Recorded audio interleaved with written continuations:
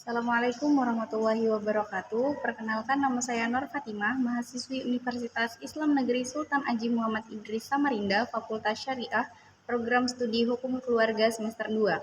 Adapun tujuan video ini berkenaan dengan tugas UTS mata kuliah Fikih Ibadah, dosen pengampu Ustadz Ahmad Sofyan, SHMH.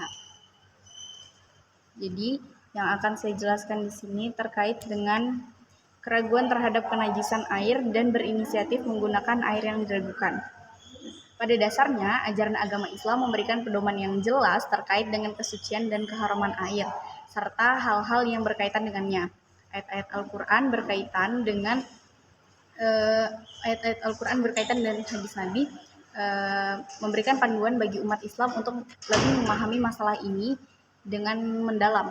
Nah, yang pertama terkait dengan kesucian air.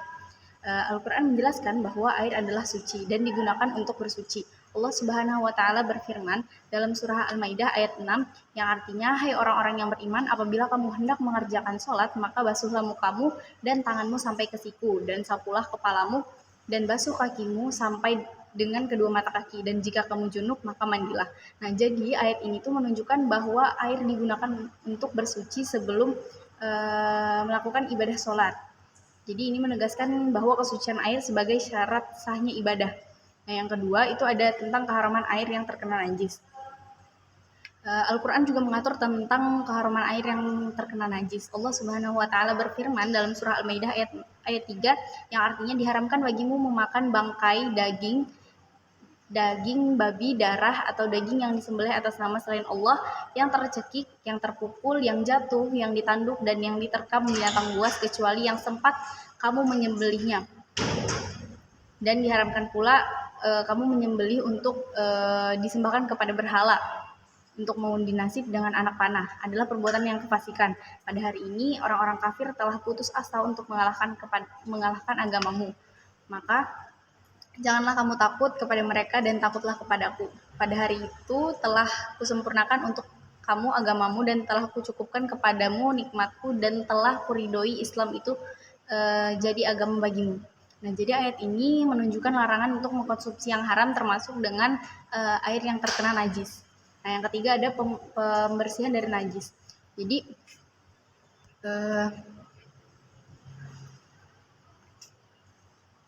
Jadi Al-Quran juga memberikan petunjuk tentang memberikan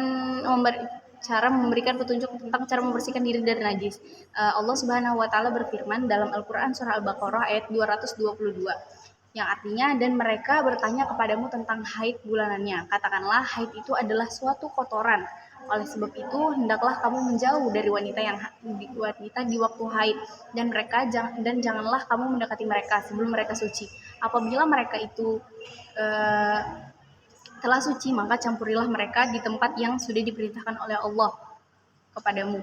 Sesungguhnya Allah menyukai orang-orang yang bertobat dan Allah menyukai orang-orang yang mensucikan diri. Jadi ayat ini menekankan pentingnya menjauhi diri dari najis dan mensucikan diri setelah terkena najis. Nah, yang keempat ada tentang keharaman air yang terkena najis.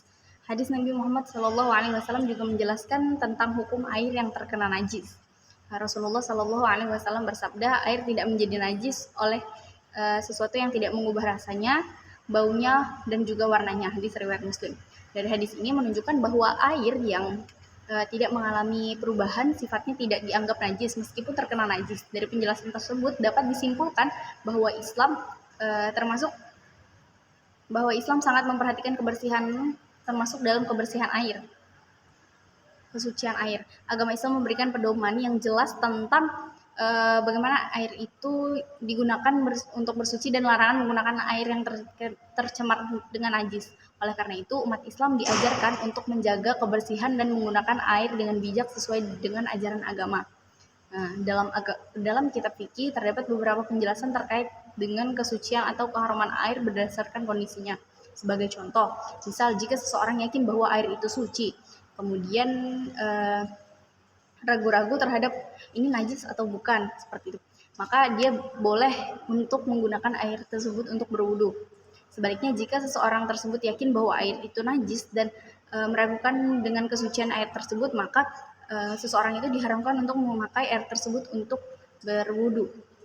Namun apabila seseorang itu yakin masih bimbang apakah air ini bersih atau bernajis, maka seseorang itu boleh menggunakan air tersebut untuk berwudu karena pada dasarnya air itu suci. Nah, ada juga penjelasan terkait dengan air yang berubah tanpa diketahui penyebabnya. Jika seseorang melihat air berubah tetapi tidak tahu penyebab air tersebut berubah, maka orang tersebut boleh menggunakan air tersebut untuk berwudu. Karena bisa jadi air tersebut berubah karena kondisi cuaca atau yang lainnya. Namun apabila seseorang melihat hewan yang kencing di air tersebut, kemudian air tersebut menjadi berubah warna, berubah bau dan sebagainya, maka air tersebut sudah jelas tidak diperkenankan untuk berwudu. Kemudian ada lagi penjelasan terkait dengan kucing yang memakan najis dan kemudian meminum air. Ada 3 pendapat terkait hal ini. Pertama, bahwa kucing tersebut menyebabkan air itu menjadi najis karena kita yakin bahwa di mulut kucing itu ada najis. Yang kedua, bahwa jika kucing itu pergi dan kemudian kembali sebelum kembali meminum air, maka air itu tidak menjadi najis karena kemungkinan ketika kucing tadi pergi, kucing tersebut sudah membersihkan mulutnya dari najis tersebut. Yang ketiga ada bahwa air itu tidak najis dalam kondisi apapun karena sulitnya menghindari kucing. Karena kucing ini kan ada di sekeliling kita. Jadi pendapat yang paling kuat menurut beberapa itu bahwa jika kucing yang pergi dan kemudian kembali, kemudian dia meminum air dan air itu tidak menjadi najis karena kita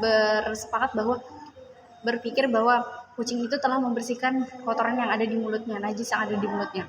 Nah, juga dalam hal ini penting untuk memperhatikan dalil-dalil yang digunakan dalam menetapkan hukum-hukum tersebut. Seperti hadis-hadis yang merujuk pada kebersihan dan kesucian. Hal ini menunjukkan pentingnya memahami hukum-hukum agama secara mendalam dan akurat. Kemudian penjelasan mengenai kesucian air dalam berwudu menurut Asy-Syirazi. Dalam fikih Islam, salah satu masalah yang sangat penting adalah kesucian air, terutama dalam konteks berwudu sebelum melaksanakan sholat. Salah satu ulama yang memberi pandangan terkait ini yang dengan sangat rinci adalah Asy-Syirazi. Beliau berpendapat pertama tentang keyakinan terhadap kesucian air. Asy-Syirazi menjelaskan bahwa kesucian air sangat bergantung pada keyakinan seseorang terhadap kebersihan atau kecemerlangan air tersebut. Jika seseorang tidak yakin bahwa air itu suci dan tidak ada yang meragukan kesucian itu, maka dia boleh berwudu dengan air tersebut. Namun apabila ada keraguan terhadap air tersebut, maka dia tidak boleh berwudu dengan air tersebut. Karena hal ini menekankan pentingnya keyakinan dalam agama Islam dan penghormatan terhadap kesucian air sebagai syarat sah ibadah wudu. Yang kedua, ada perubahan air yang tidak diketahui sebabnya. Dalam kasus air yang berubah tanpa ada kejelasan, Asy-Syirazi memperbolehkan penggunaan air tersebut untuk berwudu. Hal ini didasarkan pada prinsip bahwa air itu tetap suci, kecuali ada bukti yang menunjukkan bahwa air itu telah terkena najis. Misal, jika air berhenti mengalir tanpa alasan yang jelas, air tersebut tetap suci karena asalnya suci gitu. Jadi ini menunjukkan pemahaman yang mendalam tentang prinsip-prinsip dasar dalam fikih Islam yang mengatur kesucian air. Nah, yang ketiga, pandangan Asy-Syirazi tadi terkait dengan kucing yang memakan najis dan meminum air. Dalam situasi ini di mana kucing memakan najis dan kemudian meminum air, Asy-Syirazi memberi pandangan yang sangat hati-hati. Dia mempertimbangkan bahwa apakah kucing tersebut ketika telah membersihkan mulutnya sebelum meminum air, karena apabila hal itu terjadi maka air tersebut tetap suci. Namun jika kucing itu tidak pergi dan tidak membersihkan mulutnya, langsung meminum air tersebut, maka air tersebut dianggap najis karena najisnya berasal dari mulut kucing tersebut. Jadi ini menunjukkan bahwa dalam memutuskan kesucian air, setiap detail dan konteks harus dipertimbangkan secara cermat. Nah, penjelasan ini mencerminkan ke dalam pemikiran Asy-Syirazi dalam masalah kesucian air dalam fikih. Pandangan yang rinci dan hati-hati menunjukkan pentingnya pemahaman yang mendalam tentang prinsip-prinsip agama dan dalam mengambil keputusan terkait ibadah sehari-hari. Yang kedua, ada pembersihan dari najis. Islam mengajarkan umatnya untuk menjauhkan diri dari najis dan mensucikan diri setelah terkena najis. Contohnya dalam hal haid. Wanita diminta untuk menjauhkan diri dan dari ibadah dan mensucikan diri setelah selesai haid. Nah, dalam Islam masalah kebersihan air yang telah diminum oleh hewan seperti kucing adalah hal yang penting dalam kehidupan sehari-hari. Hal tersebut karena ini sudah menjadi hal yang wajar di kehidupan sehari-hari. Jadi seperti kucing, ada suatu masalah terkait kebersihan air yang telah diminum oleh hewan seperti kucing. Dalam hal yang penting dalam kehidupan sehari-hari umat Islam, hal ini karena air yang tersisa setelah digunakan oleh hewan dapat mempengaruhi kehalalan penggunaan oleh manusia. Sebagian besar ulama sepakat bahwa air yang telah diminum oleh hewan masih dianggap suci kecuali sudah terkontaminasi oleh najis. Nah, salah satu hadis yang dikutip terkait dengan masalah ini adalah hadis yang diriwayatkan oleh Imam Malik dalam kitabnya Al-Mutawa yang menceritakan tentang Ka'ab bin Malik. Dalam hadis tersebut Ka'ab bin Malik menuangkan air untuk berwudu, kemudian datanglah seekor kucing menjilati air tersebut. Kemudian Ka'ab bin Malik pun bingung, apakah air tersebut masih bisa untuk digunakan berwudu atau tidak bisa digunakan untuk berwudu. Nah, kemudian pada saat itu juga bertepatan dengan hadirnya Abu Qatadah, beliau menjelaskan bahwa Rasulullah Shallallahu Alaihi Wasallam bersabda, air itu tidak menjadi najis oleh hewan yang sering berada di sekitar kita, seperti kucing contohnya. Nah, jadi hadis ini menunjukkan bahwa air yang diminum oleh hewan seperti kucing masih dianggap suci dan dapat digunakan untuk berwudu. Ulama berpendapat bahwa hal ini berlaku untuk semua hewan kecuali anjing dan babi yang dianggap najis dalam Islam. Sebagian ulama juga memberikan pandangan bahwa air yang telah diminum oleh hewan masih dianggap suci karena hewan-hewan tersebut bukanlah pemilik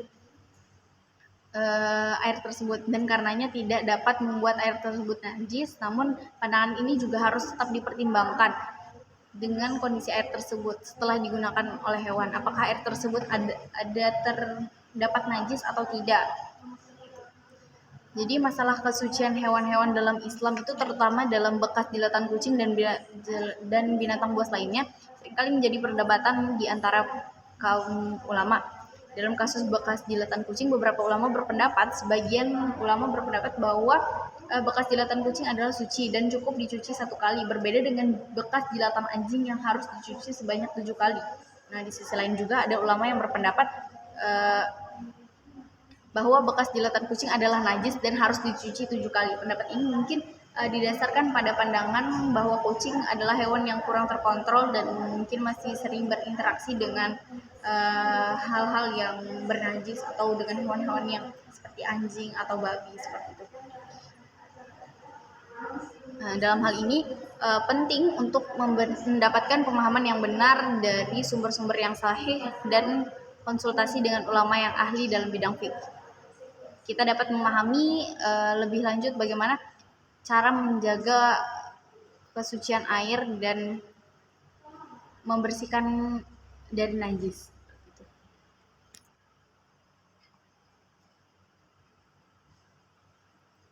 Nah, kemudian dalam hal penentuan kebersihan atau kenajisan, misal nih dari orang lainnya menjelaskan, Asyirazi menjelaskan bahwa ketika apabila ada seseorang memberitahu bahwa dalam air itu misalnya terdapat najis, maka kita harus memastikan apakah ini benar terkena najis atau tidak. Jadi Asyirazi menjelaskan pemberitahuan tersebut harus datang dari seseorang yang dapat dipercaya. Jika pemberitahuannya jelas dan dapat dipercaya, maka informasi itu dapat diterima. Namun untuk menetapkan bahwa suatu benda ini adalah najis, maka harus ada bukti yang jelas yang tidak meragukan. Jadi ini penting karena hukum Islam menghargai kebenaran dan keadilan dalam menetapkan hukum tentang kebersihan suatu benda, terutama jika tidak ada petunjuk langsung dari Al-Quran atau hadis, maka digunakan kias atau analogi. Ini dilakukan dengan membandingkan masalah yang sedang dihadapi dengan masalah yang telah ada petunjuknya. Para ulama memiliki pendapat yang beragam dalam masalah kebersihan suatu benda. Ada yang berpendapat bahwa perkataan orang kafir dan fasik dapat diterima terkait masalah ini. Sementara ada yang berpendapat bahwa pendapat anak kecil yang sudah bisa membedakan itu tidak bisa diterima. Ini menunjukkan kompleksitas dalam pengambilan keputusan dalam hukum Islam. Nah, dalam kasus penentuan kebersihan dua bejana yang diduga terkena najis, terdapat perbedaan pendapat di antara ulama tentang langkah yang harus diambil. Beberapa ulama berpendapat bahwa kedua bejana tersebut harus dihentikan penggunaannya, sementara yang lain berpendapat bahwa cukup dengan melakukan ijtihad atau usaha yang sungguh-sungguh untuk menentukan kebersihan keduanya. Nah, yang pertama itu, dalam hukum Islam penting untuk mengetahui apakah suatu benda itu bersih atau najis. Jika seseorang memberitahu bahwa suatu benda terkena najis, kita harus memastikan kebenaran informasi tersebut. Hal ini dilakukan untuk mempertimbangkan kepercayaan dan kejujuran orang yang memberitahu. Jadi yang kedua, untuk menetapkan bahwa suatu benda adalah najis, maka kita perlu bukti yang jelas untuk tidak ragu terhadap perkataan orang tersebut. Jadi ini penting juga agar hukum yang ditetapkan sesuai dengan fakta yang terjadi sebenarnya. Jika tidak ada bukti yang kuat, maka kita tidak bisa menetapkan bahwa benda tersebut najis. Yang ketiga, dalam menetapkan hukum terkait dengan kebersihan suatu benda, terkadang tidak ada petunjuk langsung dari Al-Quran atau hadis. Hal ini menunjukkan bahwa kias atau analogi ini dilakukan dengan membandingkan yang sedang dihadapi dengan masalah yang telah ada petunjuknya. Nah, yang keempat juga, para ulama memiliki pandangan yang beragam terkait dengan masalah kebersihan suatu benda. Ada yang berpendapat bahwa perkataan orang kafir dan fasik dapat diterima masalah ini, sementara ada yang bilang bahwa pendapat anak kecil yang sudah bisa membedakan itu tidak bisa diterima. Nah, kemudian dalam menentukan kebersihan dua benda yang diduga terkena najis, beberapa ulama harus dihentikan keduanya, sementara yang lain berpendapat bahwa cukup dengan melakukan ijtihad atau usaha yang bersungguh-sungguh untuk menentukan kebersihan antara keduanya. Jadi kesimpulannya adalah penting untuk memahami bahwa dalam hukum Islam, keadilan, kebenaran, dan pemahaman yang mendalam terhadap nas dan qiyas sangatlah penting dalam menetapkan hukum-hukum terkait dengan kebersihan suatu benda. Nah, selanjutnya, dalam hukum Islam, penentuan suci atau najisnya suatu benda merupakan masalah yang penting karena berhubungan dengan syarat sahnya ibadah seperti sholat. Dalam konteks yang dibahas, yakni air liur anjing yang mencemari dua bejana, ulama-ulama terkemuka seperti Asy-Syirazi, Asy-Syafi'i, dan lainnya memberikan pandangan yang beragam terkait yang mencerminkan kompleksitas dalam menafsirkan dan mengaplikasikan hukum Islam. Pendapat Asy-Syirazi yang menekankan prioritas pemberitahuan terhadap ijtihad menggambarkan prinsip umum dalam fikih yang mempertimbangkan kepastian informasi. Jika seseorang diberitahu oleh orang lain bahwa anjing telah menjilat salah satu dari dua bejananya, maka pemberitahuan itu dianggap sah dan ia tidak diperkenankan untuk berijtihad. Kemudian argumentasi ini didasarkan pada prinsip bahwa kepastian informasi lebih penting daripada upaya penafsiran sendiri. Namun, jika ada dua pemberitahuan yang saling bertentangan, ulama-ulama seperti Asy-Syafi'i dan lainnya menyatakan bahwa kenajisan harus ditetapkan pada kedua bejana tersebut. Hal ini menunjukkan bahwa dalam situasi di mana tidak ada kepastian informasi yang jelas, maka hukum Islam cenderung memilih kehati-hatian untuk menghindari resiko melakukan ibadah dengan benda yang najis. Namun, di sisi lain, terdapat juga pandangan dari ulama-ulama di Irak dan mayoritas ulama Khurasan yang menganggap masalah ini sebagai dua bukti yang saling bertentangan. Mayoritas ulama mengatakan bahwa kedua bukti itu gugur, sementara pendapat lain mengatakan bahwa keduanya tetap berlaku. Jadi ada beberapa pembedaan di sini. Pendapat yang terakhir ini menunjukkan kompleksitas dalam penafsiran hukum Islam dan di mana terdapat perbedaan pendapat yang sah di antara ulama. Jadi terkait kesimpulan masalah ini adalah menggambarkan bagaimana ulama-ulama dalam tradisi hukum Islam berusaha mengaplikasikan prinsip-prinsip hukum dalam situasi yang kompleks dan ambigu. Meskipun terdapat variasi pendapat, prinsip kehati-hatian dan kepastian informasi tetap menjadi pedoman penting dalam menentukan hukum Islam terkait dengan najis dan suci. Masalah hukum fikih yang cukup rumit mengenai penentuan suci atau najisnya dua bejana juga yang diduga terkena air liur anjing. Argumentasi yang disampaikan berasal dari penafsiran ulama-ulama terkemuka dalam sejarah seperti pemikiran Asy-Syirazi, Asy-Syafi'i, dan lain-lain. Nah, Asy-Syirazi itu tadi menyatakan bahwa jika seseorang diberitahu apabila anjing telah menjilat salah satu dari dua bejananya, maka perkataan orang tersebut tidak diterima. Jadi ini tidak perlu menggunakan metode ijtihad lagi. Nah, yang selanjutnya Asy-Syirazi berkemuka bahwa jika dia tidak bisa membedakan mana antara dua air yang suci dan air yang najis karena mengalami kemiripan, maka dia mesti berusaha untuk dapat mengetahuinya, yaitu air yang dia gunakan kuat untuk suci, maka itu digunakan untuk berwudu karena ia merupakan salah satu sebab sholat yang dapat dicapai dengan mengacu pada dalil. Dengan demikian dia boleh melakukan ijtihad dalam hal ini jika terjadi ketidakjelasan masalah seperti halnya masalah arah kiblat. Jadi ini berkaitan dengan perbedaan pendapat ulama. Terdapat perbedaan pendapat di antaranya ulama tentang penentuan suci atau najisnya suatu benda, namun prinsip kehati-hatian dan informasi tetap menjadi pedoman penting dalam menentukan hukum Islam terkait dengan benda tersebut suci atau najis. Jadi melanjut kepada pembahasan yang tadi, penting untuk memahami bahwa Islam menjaga kebersihan adalah bagian penting dari ibadah. Salah satu cara untuk menjaga kebersihan adalah dengan berwudu, yang merupakan persyaratan sah untuk melaksanakan sholat. Dalam kasus di mana seseorang tidak dapat membedakan antara dua jenis air, satu suci dan yang satu najis, karena kemiripannya terdapat beberapa pertimbangan yang perlu dipertimbangkan. Pendapat yang menyatakan bahwa seseorang harus berusaha mengetahui perbedaan antara kedua air tersebut dan hanya boleh menggunakan air yang sudah diyakini suci dan tanda yang tampak memiliki dasar yang kuat. Karena dalam Islam keyakinan dalam bagian integral dari ibadah.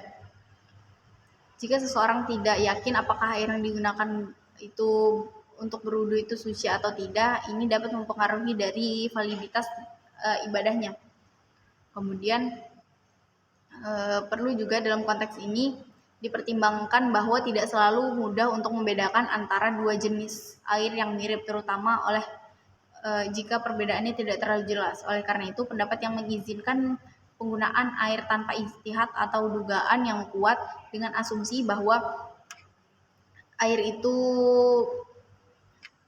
suci secara default juga memiliki dasar yang bisa dipertimbangkan dalam hal memudahkan bagi umat Islam dalam menjaga kebersihan dan melaksanakan ibadah mereka tanpa harus merasakan khawatir atau bingung. Dalam hal ini, pengetahuan dan pemahaman akan hukum-hukum Islam termasuk prinsip-prinsip yang mendasari ibadah seperti berwudu sangatlah penting. Selain itu, kebijakan dan pertimbangan kontekstual juga diperlukan dalam menghadapi situasi di mana perbedaan antara suci dan najis tidak terlalu jelas.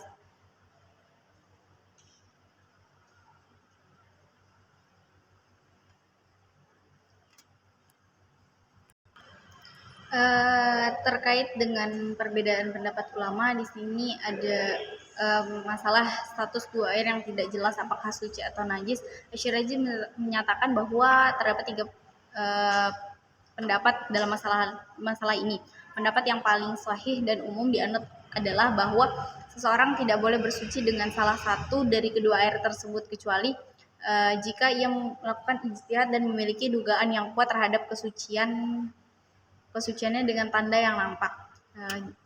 Jika ia menduga suci tanpa adanya tanda yang jelas, maka dia tidak diperbolehkan untuk memakai air tersebut. Namun jika dia memiliki dugaan yang kuat terhadap kesuciannya meskipun tidak ada tanda yang tampak, jadi dia boleh menggunakan air tersebut untuk bersuci. Jadi pendapat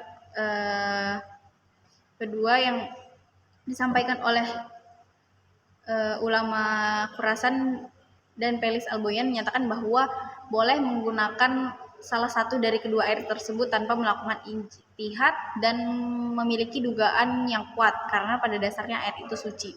Nah, yang pendapat yang ketiga itu disampaikan oleh Imam Al-Haramain dan yang lainnya menyatakan bahwa kedua pendapat terakhir tersebut keliru. Dalam konteks ini penting untuk mencatat bahwa setiap pendapat ini memiliki argumentasi dan dalilnya masing-masing, dan dalam hal ini penting untuk memahami konteks dan argumen yang melatar belakangi masing-masing pendapat ulama dalam sebelum mengambil keputusan. Jadi kesimpulannya adalah terkait dengan pembahasan tadi, yang pertama ada kesucian air. Jadi Al-Quran dan hadis Nabi itu memberikan pedoman yang jelas tentang kesucian air dalam Islam. Air juga digunakan untuk bersuci sebelum ibadah sholat, dan kesucian air tersebut merupakan syarat sahnya ibadah tersebut. Hal ini juga menunjukkan pentingnya menjaga kebersihan dalam agama Islam. Kemudian juga Islam mengajarkan umatnya untuk menjauhkan diri dari najis dan mensucikan diri setelah terkena najis. Contohnya dalam hal terkena jilatan hewan selain kucing tadi, yang misal jilatan anjing atau babi gitu. Kemudian pembahasan tadi juga dalam menetapkan kebersihan atau kenajisan suatu benda penting untuk memperlihatkan keyakinan yang jelas. Jika seseorang yakin bahwa air itu suci tetapi ragu-ragu, maka kemungkinan air itu menjadi najis. Maka kesimpulan terkait materi tadi tentang kesucian air, pembersihan dari najis, penentuan kebersihan tentang kenajisan, penentuan najis melalui ijtihad, dan perbedaan ulama terkait dengan masalah-masalah yang ada. Jadi dalam masalah ini kita harus memperhatikan prinsip-prinsip Islam, hukum Islam yang telah mendasar, seperti kehati-hatian, kepastian informasi, dan mengikuti pedoman yang jelas dalam Al-Quran dan hadis Nabi. Dengan demikian umat Islam tuh bisa dan menjaga kebersihan dalam melakukan ibadah sesuai dengan ajaran agama Islam. Mungkin sekian presentasi yang bisa saya sampaikan, kurang dan lebihnya saya mohon maaf. Saya akhiri. Wassalamualaikum warahmatullahi wabarakatuh.